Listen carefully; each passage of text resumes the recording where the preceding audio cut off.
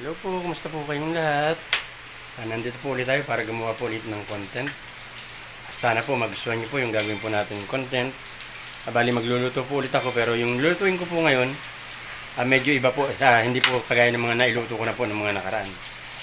Bali nagkatay po kasi kami ng baboy. So meron po siyang baga. So mga katray, yung baga po lulutuin po natin ng gagawin po natin bopis. Pero yung bopis po natin, lalagyan po natin siya ng labanos. Kumbaga, hindi po siya purong baga lang. Kumbaga, parang parang pamparami, kumbaga. Dahil marami po kami, so meron po tayong labanos sa idadagdag po natin. Sana mo po mga katray, magustuhan niyo po sana yung gagawin po natin content. Please po, like po, share po. Sa mga napapadaan po sa channel po natin, subscribe na po kayo at pakihit na po yung bell para lagi pa kayong updated sa mga susunod pa po namin i-upload. So mga kataray, tara na po at samahan niyo po ako sa gagawin ko pong pagluluto. Yan po mga kataray yung bopis po natin, yung baga. Bali mga kataray, po siya, nahiwa ko na po, napakuluan ko na po, tapos po nahiwa ko na rin po. Yan po siya. Tapos po syempre, ng ating asin, suka, yung ating pong pampapula, magic po syempre. At meron po tayong bawang sibuyas, yung labanos po na ihahalo po natin din sa bopis po natin. Para siya po dumami. So mga katray, umpisahan na po natin. Magsalang na po tayo ng ating pong kawali. Ang ginagamit po kasi natin ngayon super kalan pa rin. Gawa ng wala pa po tayong pambili ng shilane po. Kaya maliit po muna ang ginagamit po natin mga katray. So yun po mga katray, sundan na po natin ang ating pong kalan.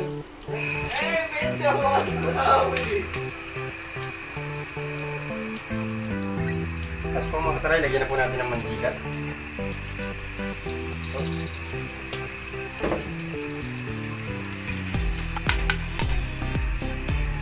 Painitin po muna natin yung kawali. At pag mainit na po yung kawali, magigisa na po tayo mga katray. Mga katray, pisa na po natin magisa. Lagay na po natin mga katray yung ating pong sibuyas.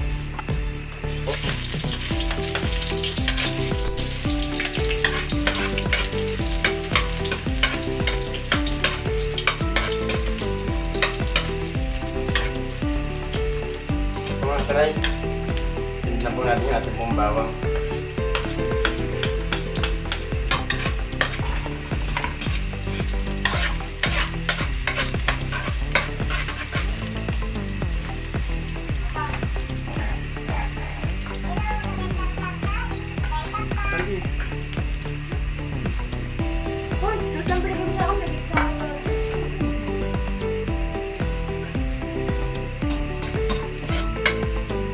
Tara, ilagay na po natin yung ating pong baga.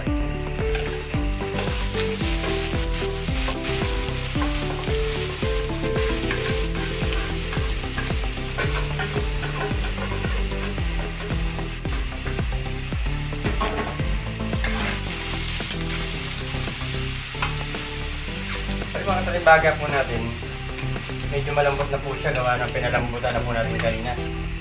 Pinakuluan po natin siya sa tubig na mayroong pong suka mga katray. Sa ganun po, yung lansa niya po mawala po. Kaya po, kumbaga, hindi na po siya ganun, wala na po siyang lansa mga katray. Mga katray, isa lang po muna natin mga katray. Kaya po natin mag-shuffle po yung kanya pong lansa. Para po, yung tubig po para yung sabaw po para po lumambot siya. So yun po mga katray. Lagay na po natin yung ating pong labanos mga katray. Diba ng kulong-kulo na po yung baga po natin mga katray.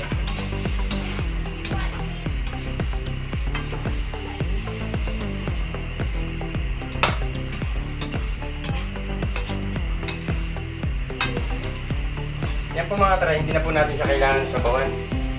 Gawa po na siya po kasi kusa pong nagsasabaw po, gawa po ng labanos natin, matubig po.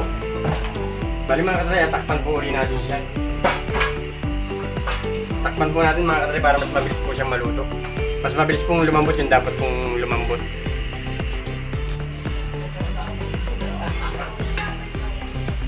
Yun, yung kulo. Mga katray, pusa na po siyang nagsabaw. Gawa po ng baga po, yung baga po kasi pinakuluan natin. Siyempre po, siya, masabaw. Idagdag pa po natin yung labanos. So mga katray, lagay na po natin yung ating pong dahon laurel. Dahon laurel. Paminta po mga katray, isang scoop po. Mga katray, isang scoop na paminta.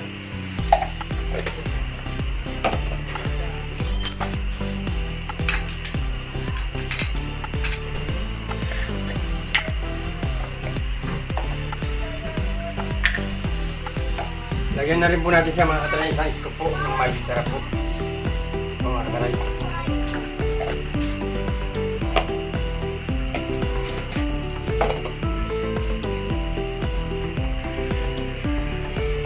Tapos po mga katray, lagyan natin na asin. Po mga katray, asin po natin. Lagyan po natin konti.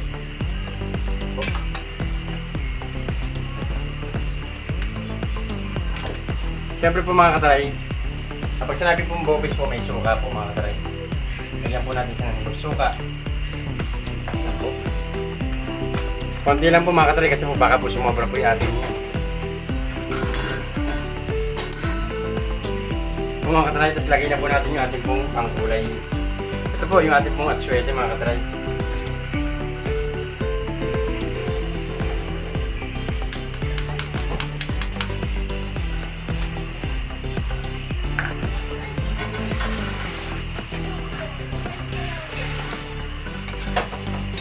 Ating atsuete. Tinulang po yung kulay po nating atsuete gawa ng kukunti po kasi.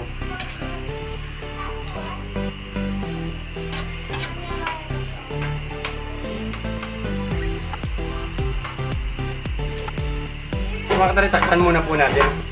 Bali, gagawa po tayo ng konting dagdagan po natin ng konting kulay pa po ng atsuete po. Masyado po kasi siyang magutla mga katray. Takpan po muna natin mga katray.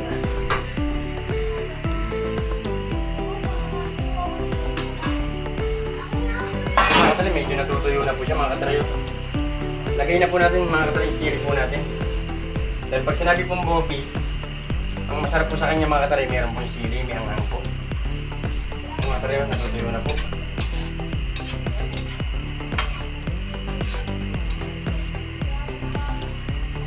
Tapos po mga katrayo, pinalagay po natin nilagay po natin atsuete po kanina, medyo matabang po sa kulay.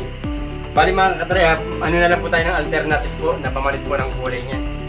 Bali ito po, ketchup po mga katray, yung lalagay po natin. Konting ketchup po. Mga katray.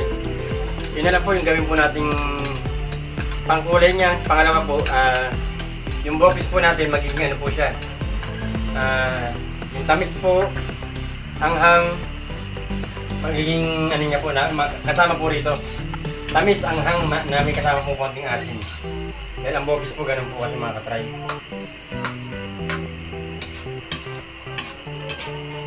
So mga katry, kumukulay na po. Mamaya po, pagka kukulo na ng kulo yan, mas pupula po yan mga katry. Makalat na po kasi yung kanya pong pula. Takpan po natin mga katry, mga ilang minuto lang po. Siguro po mga 5 minuto pa po, okay na po siya. At luto-luto na rin po yung suka natin. Malambot na rin po yung baga po natin mga katry. Ayan po mga katry. Mga katry, pumula na po.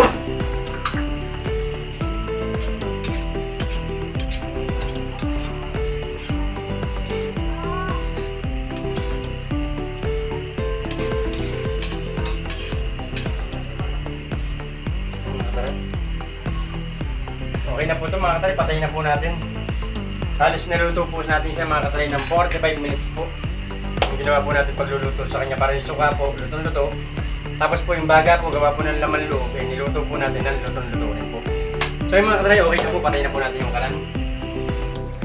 Po. Salin po natin mga katry, dito po sa ating paborito na salinan po natin mga katry. Yan po, bopis po. Meron po siyang baga na may labanos po, nilagyan po natin. Kumbaga pamparami po, gawa po ng marami kami dito mga katry, kaya ayan po.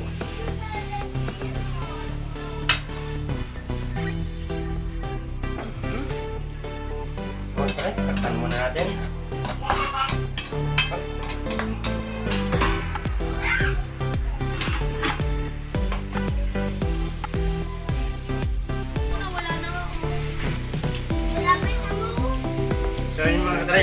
niluto po natin na bopis po. Yan po ang itsura niya mga katry. Ito po yung mga sili. Kumbaga, bopis po kaya po medyo manghang sa kailangan. Tikman po natin mga katry. Sarap. Okay. Thank you. Hindi ba? Wala ka. So, matry yan po yung niluto natin. Sabi po ng mga anak ko, masarap daw po. So mga katry, hanggang dito na lang po. Sana po nagustuhan niyo po yung munti po namin content. Yung pagluluto ko po ng bopis. Ito po kasi, ito po ang pinaka-specialty po ng nanay ko po mga katry. So mga katry, tingnan niyo po. Ginaya ko po yung kung paano po magluto yung nanay ko. Kaya lang po pag nagluluto siya, purong bopis lang po, purong baga. Sa akin po, gawa ng marami kami.